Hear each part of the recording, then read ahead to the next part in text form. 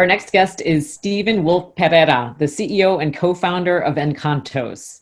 Encantos is on a mission to become the most impactful entertainment-driven ed tech company in the world, a direct-to-learning company. And it's well on its way, having received several industry awards. And parents from our back-to-school study are looking for tools so they don't fall behind in a virtual learning world, with 60% of them stating that they're worried about the lack of extra help from teachers. So hoping, Stephen, to hear a little bit more about Encantos, and maybe we'll even get to see your kids like we did during the briefing. Welcome. You never know. Thanks for having me. What's up, Gary? Stephen, it's such a pleasure to have you, brother. How are you? What's up, mi hermano? It's so great to see you, man. Just thank you for all the positivity that you put out in the world. We need more Gary V now more than ever. So thank you, bro. Thank you for all the stuff. Give this audience, obviously, I just, full disclosure, I've been an enormous fan of this human being, who he is as a human and who he's been as an executive in different companies along our careers. And when he took this entrepreneurial, plunge, I just was so proud of him. And then, of course, like always, because I watched him navigate his corporate career, his timing was impeccable. It's, the world has shifted into an environment that it needs this more than ever. Please tell everybody what it is so they can become educated about it, because I think this is going to have a nice little impact for the business. Thanks, brother. So we are at this moment where 9 out of 10 kids around the planet are stuck at home. And we could have never predicted it would take a pandemic to kind of kick education in the ass, Gary, so that they get the wake-up call that you need to not just have physical learning, but combine it with digital. It really is about blended learning. So we are building the most important, impactful, and beloved entertainment-driven ed tech company on the planet. So think of it as direct-to-consumer, or what we call direct-to-learner brands. And it has a subscription model, but it's one part entertainment. So building world-class brands with stories and diverse characters at the core. It's one part education, where we focus on 21st century skills, the learning, literacy, and life skills that are critical in this AI era that you're not going to get in school. And we use a blended learning approach, both digital and physical products. And then one part technology. We're actually building a data platform that is going to help bring personalization to learning. So the same way that Amazon personalizes e-commerce or Google personalizes advertising, we are going to be personalizing learning. I love that. How's it been going? Like, how's it been going? Like, what's like, has it just been, is it one of those things where it happens so fast? Because you're still a young company. Yeah. I was thinking about I really, really, really helped my dad's business recently with Wine Text. And we had almost 9 months of building it. And that business has been around for 40 years, 20 years in its current formation. And it was able to take advantage of the moment. I was thinking, man, it would really I wondered the businesses that were completely built for this moment, but they were still so young that they were only 61% ready for the moment. Yeah. From the outside, I would feel like that's potentially what you went through. I'd love to get your thoughts on that, because I think that's a learning experience for many people listening.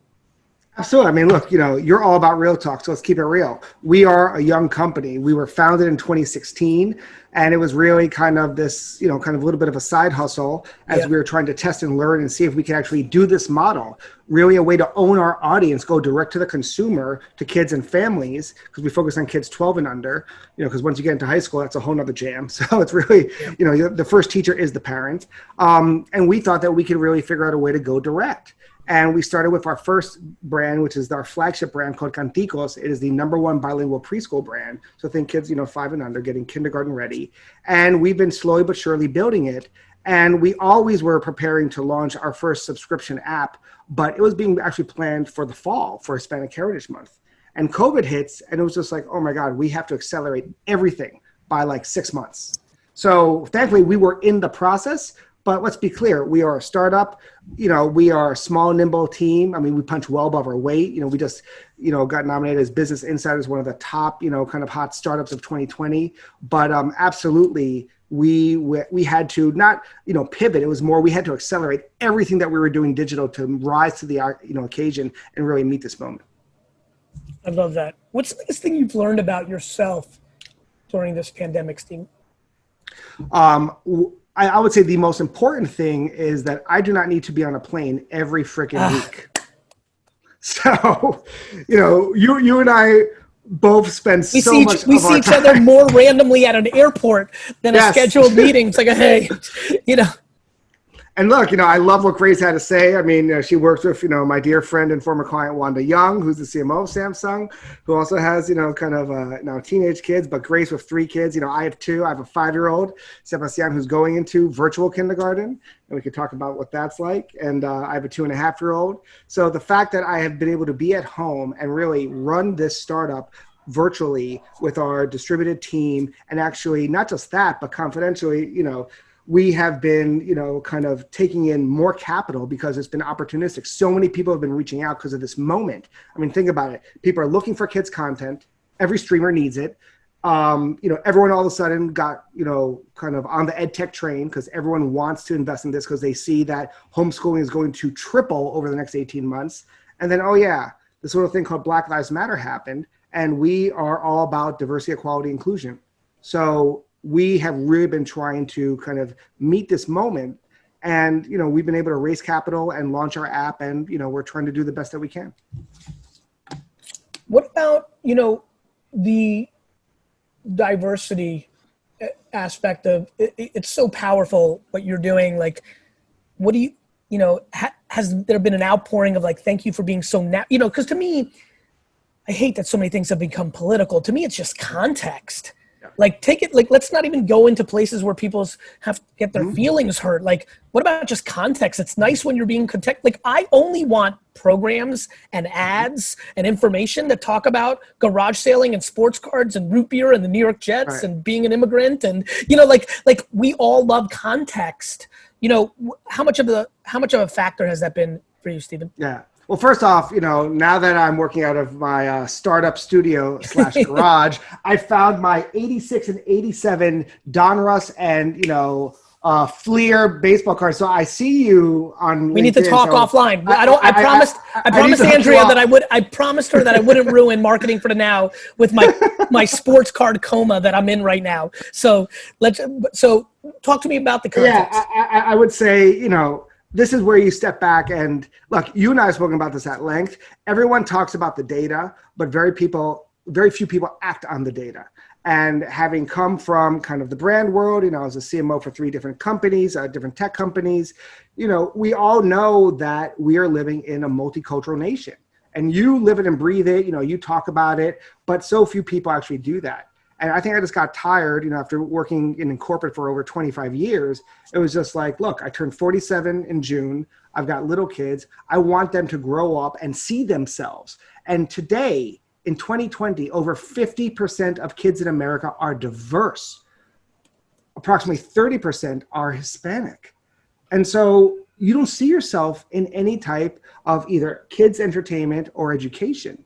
So we thought that this was a great opportunity to create something that would be culturally authentic, but that has universal appeal. Again, Black Panther wasn't just for Black people, right? Coco wasn't just for Mexicans. So if we create, the #1 bilingual preschool brand, which by the way, Emmy nominated, has won consecutive Kidscreen Screen Awards for Best Digital Preschool Series, beating out Sesame Street 2 years in a row. This is appealing to way more than just Latinos, right? Everyone is realizing, hey, I want my kid to be smart and learn another language because 85% of brain development happens from 0 to 5. What do you see as future state? You've always been great at kind of like projecting chess moves. What do you see as future state for the business? Well, what I'm really excited about is a couple of things. And again, I actively follow and track all the things that you're talking about. But one, I feel that if you do not understand how to have a subscription business, you're not going to be in business. And everything about our business, there's one call to action: subscribe, right? So we're going to be kind of revealing more and more of our strategy over time. But by having a direct to consumer or direct to learner brand, we're going to build a portfolio of family brands and think of the ability to kind of subscribe to all of them in a lot of different tiers and membership packages, but really kind of reinventing the Scholastic book club model. We have books, we have apps, we have content, we have subscription boxes, we have consumer products and licensing. All that will be delivered via subscription. So that would be the first thing. The second thing, which I'm really excited about, and part of the sense of urgency, we just want to get our brands out there as quick as possible, is because this fall is going to be the launch of the first 5G iPhone. And this is going to set off the next decade worth of innovation. 100%. And I don't think people realize what is going to happen. People weren't realizing it was starting to, I was starting to get loud in October, November, December, January, February, and then obviously 5G has become wildly secondary, thirdary, fourthary, fifthary, sixthary for all of us. But to your point, it is going to be a massive game changer folks. This does not mean your iPhone is going to be faster. This is technology that will enable things like self-driving vehicles and other dynamics, the connectivity of information at a speed that will allow for innovation that is just remarkable, including what, by the way, Stephen, including one that could compete with or that you jump on, which is a human talking to you, you having ear pods and the information being translated, which will then debate not the need, but will change the dynamics of language learning. I honestly can't wait to just wear my normal whatevers, go wherever and have a conversation with somebody because it's being translated because of the speed and the catch. Absolutely. But again, this is where you look at the spectrum. I mean, I love that you said that. There's a really famous, kind of parable in the technology industry, which is people tend to overestimate technology in the short term, but they underestimate its impact in the long term. So to your point, 5G is going to kick off the next decade of innovation. It's not going to be in the next maybe 12, maybe even 18 months, right? But understanding that 5G is going to allow low energy emitting sensors to be in everything from a traffic light to your fridge to your car, and it could last for a decade, right? Crazy. You're going to have everything emitting data. That is going to kick off the Internet of Things. Once you have all this data, it is going to field a revolution in machine learning because you are going to have artificial intelligence grow exponentially as it starts to learn. And anyone that does not have first-party data to understand how to make predictive analytics to improve a customer experience, the ones that have it will look magical and the ones that don't will look dumb. And then when you have 4K video that can be downloaded in a second, just imagine the impact on AR in the first 5 years and then VR in the last 5. And think about how that's going to transform every industry. But from our vantage point, the intersection of entertainment and education, it will be transformative. Yeah, and for everybody, because we're nerding out here a little bit, but I think you'll enjoy this. How you look back, and this is for everybody, even the youngsters here on my team behind the scenes that I can see, and then all the people that are watching. How you look at a VHS, like VCR, or even a pager you once had, or even the phones you had pre-iPhone, and they just feel so archaic. Every single thing you're dealing with right now with your smartphone and your smart TVs, everything in your house is going to feel real ugly and slow in a decade, compounded by what these things are going to be able to do. Stephen, final things that we didn't touch on that you wanted to get across, and maybe a word of advice for parents from your perspective, one man's point of view, as we head into back to school.